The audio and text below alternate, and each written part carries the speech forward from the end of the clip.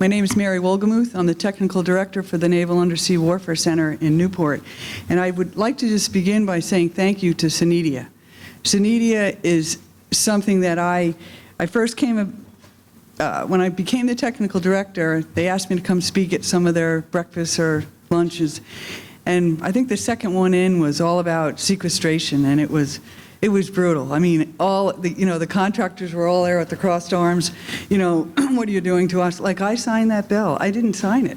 But at any rate, we've really come a long way. These events are tremendous, and this is the third year for the Innovation Days here, and I can't say enough for the synergy and the collaboration that we as a Southern New England have come to be over the years. And it's events like this that have allowed us to, the Warfare Center, to be able to bridge out. And 2 weeks ago, we had an annual naval technology exercise, which was in water. It was bring your live, hardware in the water, undersea, air, unmanned, and it was tremendous. So that was our second year. The first year, we had like 3 participant or agencies with about 40 people, and our second year, which was 2 weeks ago, we had over 30 agencies, organizations, industry, academia, government contributing, and about 350 people. So it was really, it's huge. And it speaks volumes to these events, the whole innovation, the backdrop. I realize that sequestration is tough, and we've been weathering that. And we are, Southern New England, it is kind of the best kept secret for undersea, and we just have come together and figured out how to partner better, and it's really wonderful. And so I know the Army-Navy thing, the game and sports, it is all about sports, being on a team, but those secrets for that Navy, those plays, they're not going to come out, so anyway. So I'd like to, it's my honor to introduce our next speaker, Mr. Thomas Atkin. As the Acting Assistant Secretary of Defense for Homeland Defense and Security, the insights he has on innovation from the cybersecurity perspective could not be more timely or relevant. As cited in a data breach investigations report issued earlier this year, over 70% of reported security incidents occurred in the federal, state, and local government sectors, with the financial sector suffering 35% of the confirmed data losses. In 2015, the Navy created a senior executive level task force called Cyber Awakening, which reports directly to the CNO. This task force focused on response to immediate threats, developed standards for securing our most critical assets, and updating existing cyber policies. Additionally, this effort resulted in the establishment of the Navy CyberSafe program, with emphasis on our workforce, skills, and technology to protect systems in the cyber domain. The threat and risk of all is very real to us, and given the potential for widespread damage, this will require a constant focus at the national level to ensure agencies work together to address cyber incidents and attacks. In his current role, Mr. Atkin is OSD's senior official for cyber operations, as well as for countering weapons of mass destruction, homeland defense activities, anti-terrorism, continuity of government and mission assurance, DoD support to civilian authorities, and space-related matters. This is huge and quite impressive. His experience makes him uniquely suited for his position. Mr. Atkin retired from the Coast Guard as a 2-star admiral in 2012, after more than 30 years of service in various operational and strategic roles across government, having served in support of the White House National Security Staff, Departments of Defense and Homeland Security, FEMA, the Coast Guard, and the Navy. Please join me in welcoming Mr. Atkin to the stage.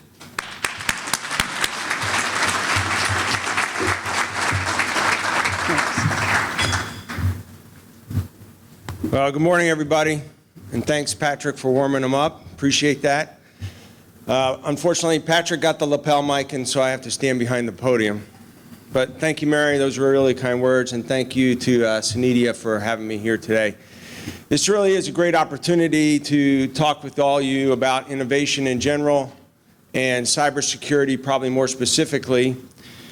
Last night I had the opportunity to sit through Senator Reed's comments, but more importantly I had the opportunity to sit with and chat with Mike Mann, who already raised one question. But I worked for Mike back in 2004 timeframe in the office of Deep Blue on the OpNav staff when I was just a lowly commander and Mike was a captain, Admiral Select. Mike may not remember this, but he came up to me one day and said, "Tom, I'm a Select Admiral. When are you going to start calling me Admiral?" And I said, "When you pin it on." Because all the other Navy guys were calling him Admiral and already sucking up to him, but I didn't really need to at the time.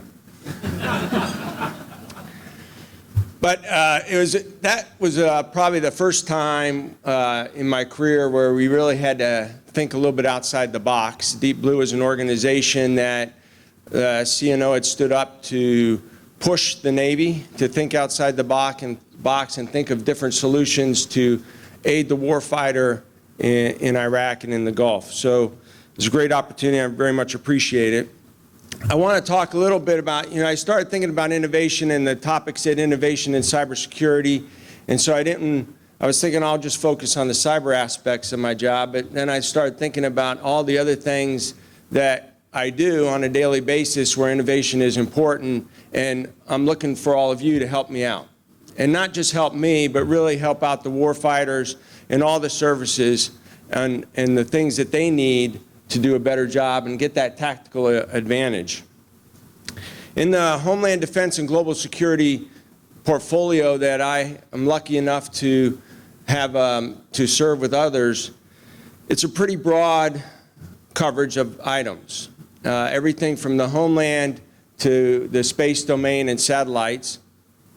One of the biggest challenges we have right now is how do we defend our people, our weapon systems, our aircraft, our ships, our bases, and primarily our nuclear bases and facilities from unmanned aerial vehicles. Not only from an attack perspective, but also from an ISR perspective. We know that we have these UAVs flying over our bases. We know that they're conducting surveillance, but right now we don't have a method by which to take them down in a non-threatening way or non-kinetic way. And so we need your help in looking at different ways to do that. We also need your help in pushing Congress to allow us to have that opportunity to do that, because right now it's against the law. So we have two challenges. One, the law, and two, the actual technical capability. So I've already asked the team to start looking at the UAVs, and we're moving forward on that. The Deputy Secretary signed out a policy memo a couple of weeks ago that gave us the authorization to take action against UAVs that fly over some of our systems in prohibited flight areas and under the self-defense authorities that we have. But we're looking more broadly now, and we're working with Congress on that. But we're already starting to look at underwater vehicles. And we have to start thinking about that domain and how we're going to stop those kinds of threats in our ports, not only here domestically, but internationally. We look at border security, where obviously that's DHS's, Department of Homeland Security's primary responsibility, but the department, primarily the National Guard, does a lot of work on the southwest border in support of DHS and the things that they do. New technologies, new ways to look at the border. How do we defend the border better? Are all important. Wildfires. I know Patrick mentioned wildfires. On a daily basis, we support the Forest Service in their fight on the wildfires. We provide not only capability, but we provide people in support of those folks in fighting those wildfires, and new techniques, new methods by which we can stop the fires from burning are needed. Floods, Louisiana, all across the Midwest in the spring. A lot of times it's the National Guard, the first call out goes to the National Guard, but other times it's active duty folks who are responding to those disasters as well. And so that's all part of the portfolio that I help manage, is how we do defense support to civil authorities and provide that Defense Department capability to conduct the missions. In the next few days, you'll probably start hearing more about unaccompanied alien children coming across the border. There have been over 50,000 children come across the border this year. We're at a new peak season as we get into the fall. And again, we, the Department of Defense, support that, and we support the Department of Homeland Security and Health and Human Services in how to take care of these children in a humane and a positive way. We'll start having children at Fort Bliss here in the near future. We made congressional notifications last week, and we will provide facilities run by Health and Human Services for those children on our bases. Force protection is another piece of the portfolio that I have. After Chattanooga, the Secretary gave us some very direct guidance on to improve security at all our off-base facilities. There are over 17,000 Department of Defense off-base facilities in the United States that we need to take a look at and provide additional protections for our service members at those facilities. We identified the recruiting centers first because they are open to the public, and we want to make sure we continue to make those open to the public and accessible, as recruiting is extremely important, as previously mentioned. But we're working across a variety of different threats and different risks with different facilities, and we already spent over $80 million to improve security at those facilities. We have another $100 million in the next 2 years to spend, and we're identifying other costs that we need to find additional monies for. Patrick and the Army have been awesome in providing support to that effort, and so very much appreciate it, Patrick. Thank you. Countering weapons of mass destruction. So that, you think of that kind of thing, you think nuclear, obviously, chemical, biological, those threats are there, they're real. So I have that responsibility not only here in the homeland, but I have it internationally. So there were a ton of chemical precursors in Libya that were not well defended, that were at risk. And so we worked with the international community to move those out of Libya, and they are actually now out of Libya and on their way to be destroyed by some of our allies. More importantly, though, we have new threats coming. Additive manufacturing, 3D printing. What is the threat there? Not only what the threat is, I mean, obviously 3D printing is a really good thing. It does a lot of great things. It helps our country. I know when I worked at Raytheon, which is, I did work at Raytheon. I'm still in my cooling off, so those Raytheon guys, if you're going to come talk to me afterwards, please don't. I'll get in trouble. So I know when I went down to one of the factories, and they were telling me about how they did 3D printing and how they printed out this thing, and this is why they took 6 months off the timeline for designing a new system, just by using 3D printing, because they were able to get the idea, draw it up, print it out, and test it quickly. So great technology has a lot of value. The problem is it's also a threat. And so we have to figure out how are we going to manage that threat from that perspective. Gene editing is another big threat that we have to start thinking about, not only from a virus perspective, but a biological perspective. And how could an adversary like ISIL get some folks to do some gene editing that may introduce a virus that we don't have a vaccine for? So these are kinds of threats that the combating weapons of mass destruction folks are looking at, and it's fascinating. That's certainly not something I thought about when I was in the Coast Guard or started serving in the Coast Guard when I was 17 years old back in a long time ago. And I joined the Coast Guard Academy primarily because it gave me a free education. Didn't really know what the Coast Guard was doing at the time. Thought saving lives, that was good. And it does so much more. And it's a great opportunity for me to serve. Both my younger brother and older brother also went to the Coast Guard Academy. Both are veterans and doing well. Very proud of it. My dad was a Navy veteran. So, one of my best friends coaches at Army football. So I'm a little conflated. I want to root for Navy, but then my buddy at Army says you can't.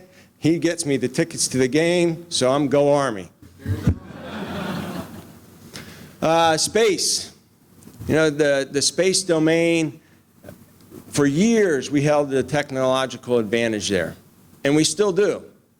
But China and Russia are catching up, and so we have to figure out a way to do it better, and we have to do a better job of defending our own satellite constellations. Big data is key to the space domain. Commercial satellites are growing. The ability of the commercial satellites to take pictures of the Earth is great. We need to take advantage of that. We need to think about it from a big data perspective. All those pixels are running around out there. I'm not sure really what a pixel is, but you have a bunch of pixels, and the big data would be able to enable us to take all those pixels and figure out what's actually going on the Earth. And so using big data technology with the space domain is critical. Mission assurance, another one part of the portfolio. And if you think about mission assurance, I worked Katrina with Admiral Allen. Great opportunity to work at the state and local level, again, with the folks from the National Guard, active duty folks. General Honore was down there leading the team from the Department of Defense. And some of the challenges with Katrina were just simple things like hospitals would put the generators, the backup generators, in the basements. Well, basements flood. So all of a sudden your backup system isn't any good anymore. It's great if you just lose power in general. It's not so great if it's in the basement and it's flooding. So after Katrina's over, we worked with the local community and especially the hospitals, the senior centers, other assisted living facilities, and we had them all move the generators out, or their backup power systems out of the basements, and most everybody did that. I spent the entire 2006 hurricane season down in Louisiana and Mississippi and Alabama helping to plan the federal response should another hurricane hit, and knock on wood, thankfully nothing did. But after everybody said, hey, we're done, we've moved all our power systems up, we said, let's do a little quick survey. We ran around to the hospitals, and sure enough, they did. They moved all their generators up. Most of them moved their fuel systems up too, which is important. Interestingly, not everybody moved the power switch, the transformer, from the basement. So now we have a problem, right? Mission assurance. You have the right system, you just didn't fully check it out, you didn't move everything up. So we brought in the National Guard, they came in and helped out, and we moved a lot of those switches up. But it's not just the physical threats from mission assurance and the backup power, it's the cyber threats as well. And so we're starting to link in the cyber piece to mission assurance, and we're linking those up. Luckily, for me anyway, both cyber portfolio and the mission assurance portfolio rests underneath me, so it's pretty easy for me to force them to work together and work across the department there. In 2015, Secretary Carter came in and signed our 2015 cyber strategy. And I tell people all the time, to me, the cyber strategy isn't really a strategy in the way DoD normally writes a strategy. Really, this is an implementation plan. It has very specific goals and objectives that we are driven to with timelines. And that's really helped out. And so under my other hat that I wear as a principal cyber advisor, I'm responsible for implementing the strategy. And I have a small team of folks, there's about 8 of them, and they are details from across the department, so we bring in expertise from a variety of different offices, and their job is to make sure that as we set up these working groups to implement the strategy. And the strategy had 3 primary missions in it. Number 1, protect the network. We can't fight if our network isn't safe and secure. And included in that network are the weapon systems. Weapon systems are vulnerable. And if you think back not even 5 years ago, cybersecurity wasn't necessarily always part of the requirements for a weapon system. And so they are vulnerable, especially anything that's connected through the internet, or even if it's air-gapped. And so we now have to go back, take a look at it. How do we decrease that? Frank Kendall, who I know will be here later, has done an awesome job of reworking some of the contracts and now we're starting to take a look at how to improve the cybersecurity across all our weapon systems. And so, and I know Frank will probably talk, well, I hope he'll talk a little bit about that later, and as well as the acquisition system. I get a lot of questions about acquisition. I don't know acquisition, so you can save that one for Frank when he's here later today. And for those of you who don't know Frank, he's a great man. He's doing an awesome job, and a great colleague there in the department. Our second mission is to defend the nation against attacks of significant consequence. So we, the Department of Defense, we don't defend the nation against every single cyber threat out there. We just can't. I kind of liken it a little bit to how we do border security, where Department of Homeland Security has the primary responsibility for securing the border. They also have the primary responsibility to help defend the nation against cyber attacks. The department comes in against those attacks of significant consequence if we identify through indications and warning that there's going to be an attack by somebody, whether it's a nation state or a terrorist organization against the United States, and we can identify it, we will go in and stop it.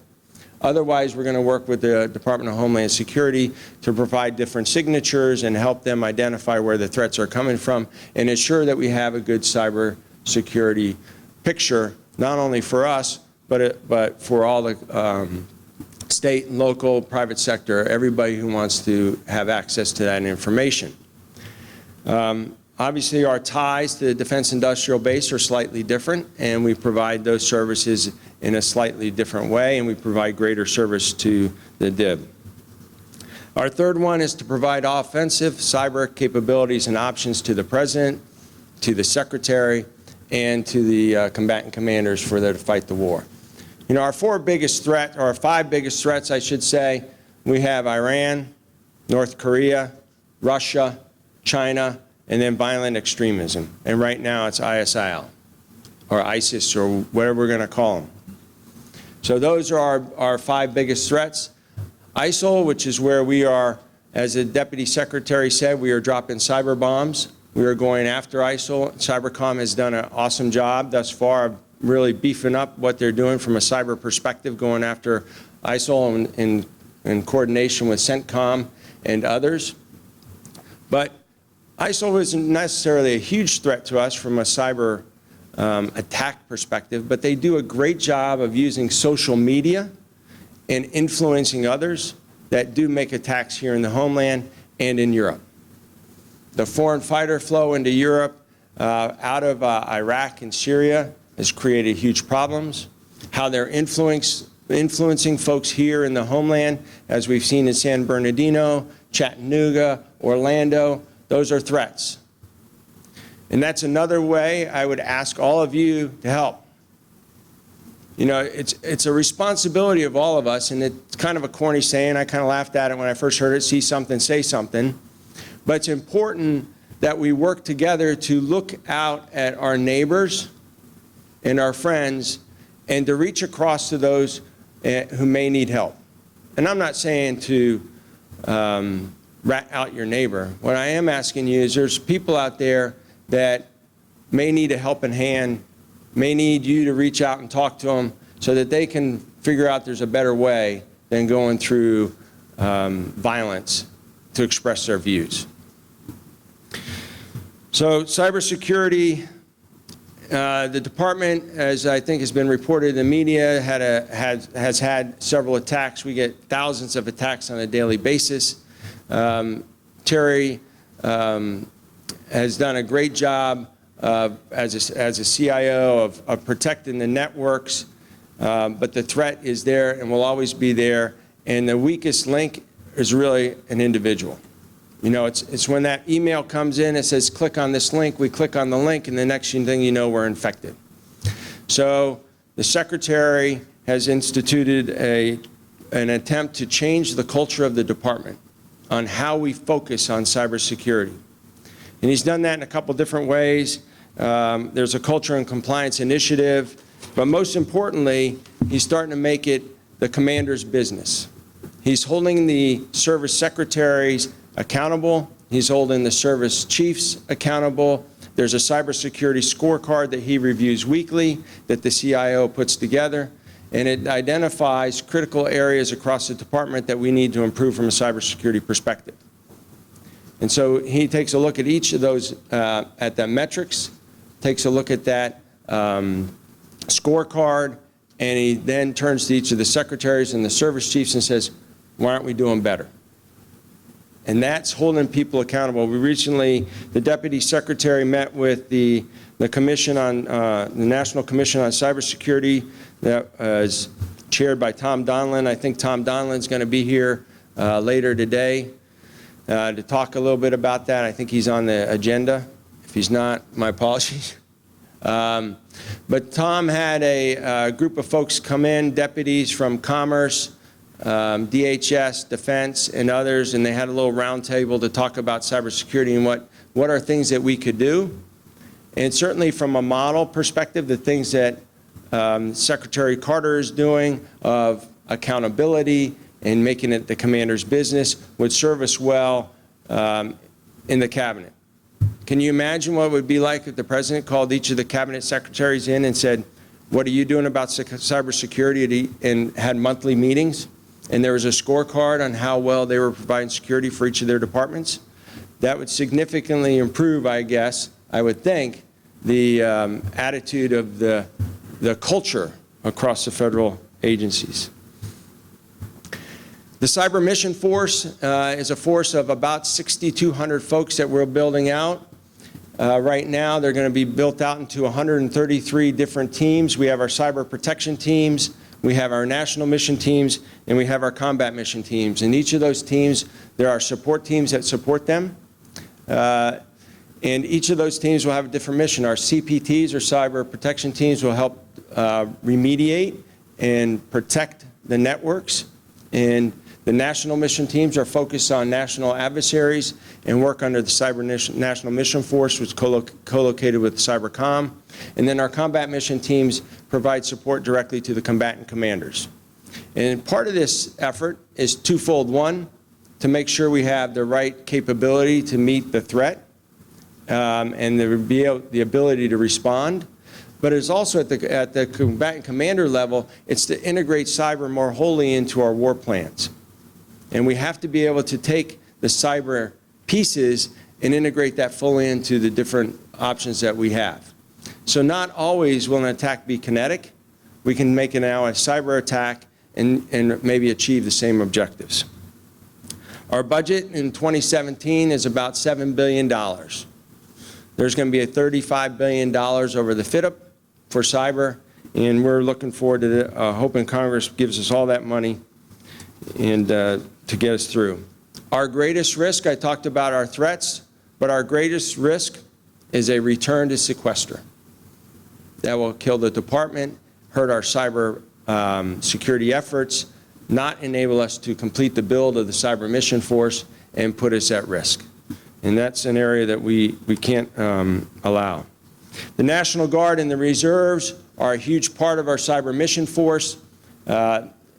I was out in Washington State and had the opportunity to visit our Washington National Guard folks out there, and they have a cyber force that is unequaled across the services, and predominantly because a lot of those folks also work at Microsoft and other technical firms, technology firms up there in Washington. So what they learn in their private sector jobs, they bring into the department through their National Guard and Reserve effort. And then the things they learn and the things they're able to do from offensive cyber capabilities and protection, they then bring back to the private sector. So that sharing of information is huge, and not only helps the private sector, but helps the department as well. Kansas National Guard is a similar team, and they also do a great job. And there are about 2,000 National Guard and reservists that are going to be part of the Cyber Mission Force, either directly as members of the Cyber Mission Force or their own cyber combat teams.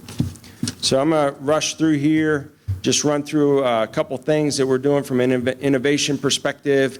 The Defense Innovation Unit Experimental, DIUX, which is located, and we have two of them, one in Silicon Valley, one in Boston, that the Secretary just stood up. They are to link us closer from an innovation perspective and to accelerate our ability to bring technologies into the department. They're going to be broken up into 3 teams. You have your venture team, which is to take a look at emerging technology. You have your foundry team, which is to look at new development that's not quite as an emerging technology yet. And then we have the engagement team, which is to take the innovators and link them up with the military folks to make sure they share ideas on what the requirements are and the needs and what the capabilities are from outside.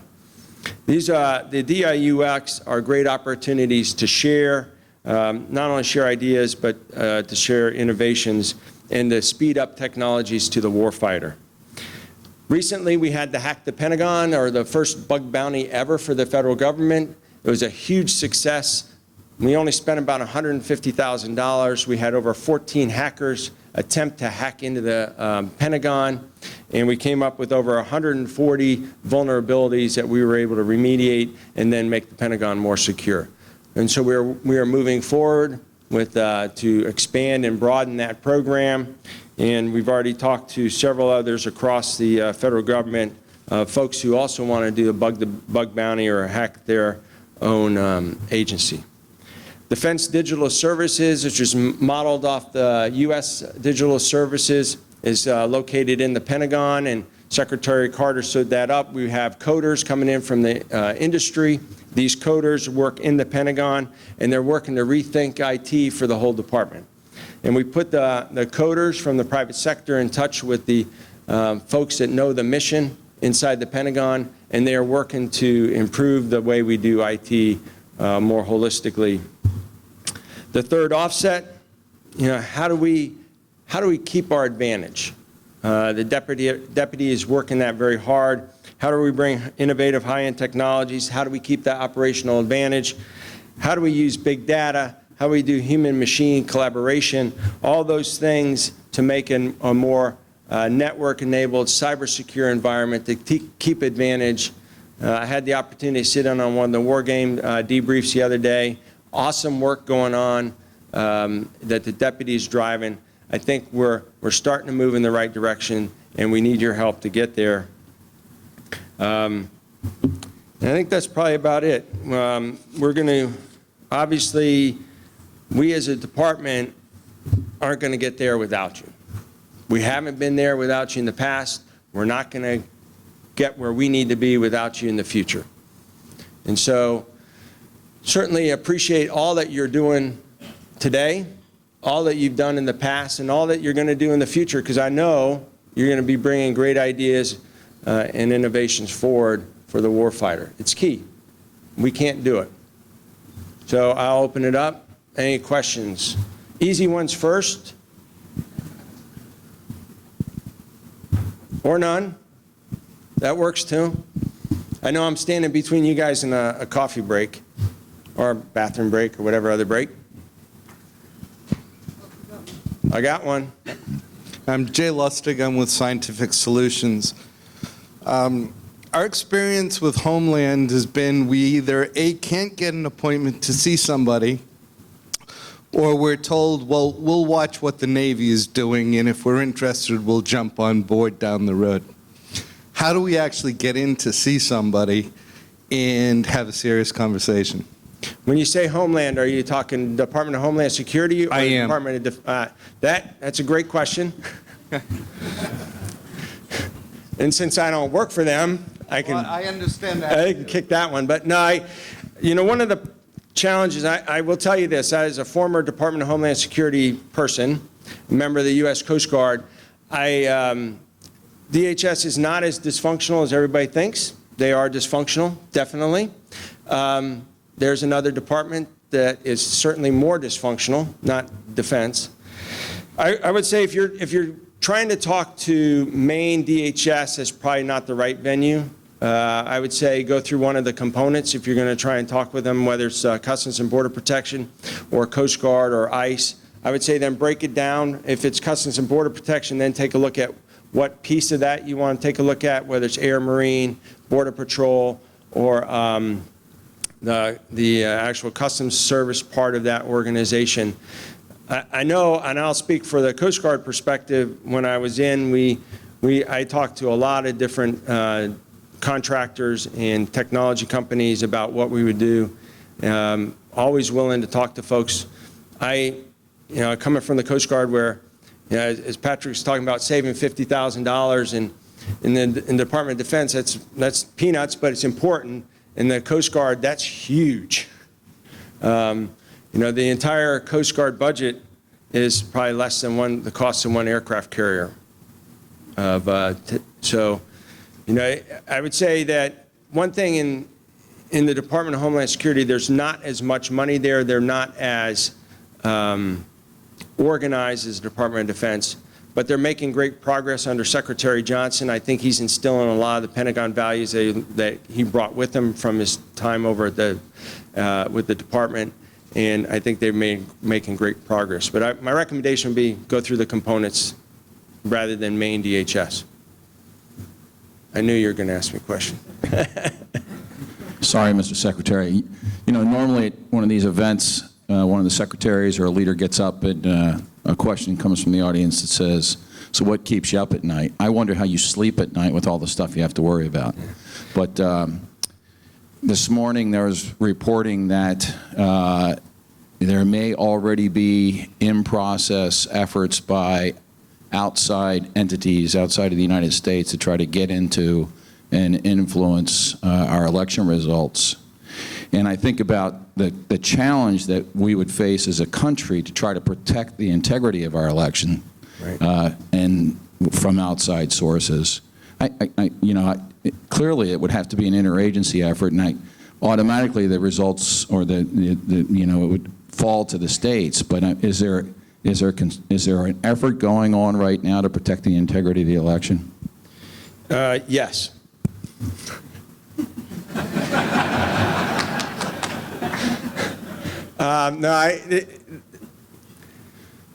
The hacks into the voting systems for the two states, as well as the hack into the DNC, are being investigated by the FBI. So I won't talk about the actual investigations or what the FBI is doing. I would say that there is concern of any attempt to influence our electoral process. It is part of the interagency discussion, and we will make sure that we provide options to respond if appropriate at the time and place of our choosing. I'll leave it at that. And how I sleep at night, I steal from the Deputy Secretary. I sleep like a baby. I wake up about every 2 hours crying. Anything else? Yes, sir.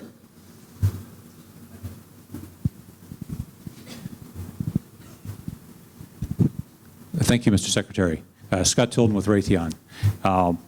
Last week it was reported, and it was mentioned yesterday about the French submarine breach with India. And I guess my question is, what is the DoD doing in terms of, as we work with our allies, and they may not have as robust cybersecurity requirements?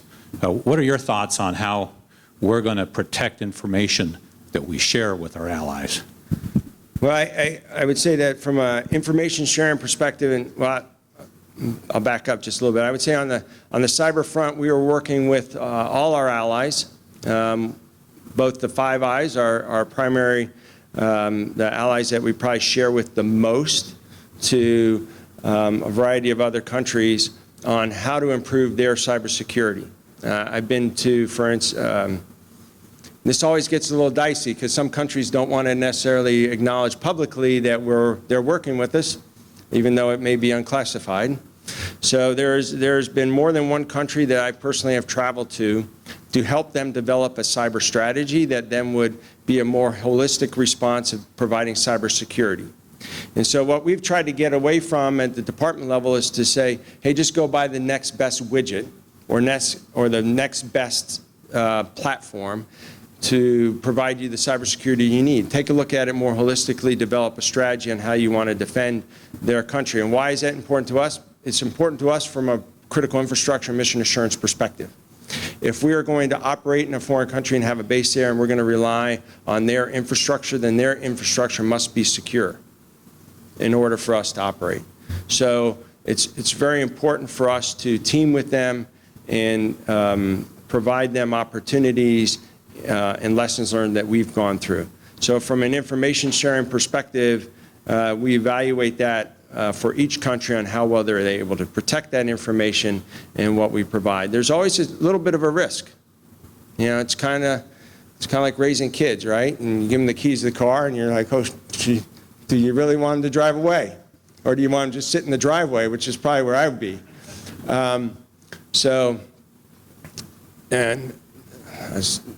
Sorry, I got a little ADD, so I just went off on a tangent. I'm thinking about my youngest son when he took his older brother's car and then totaled it. He didn't have a license yet.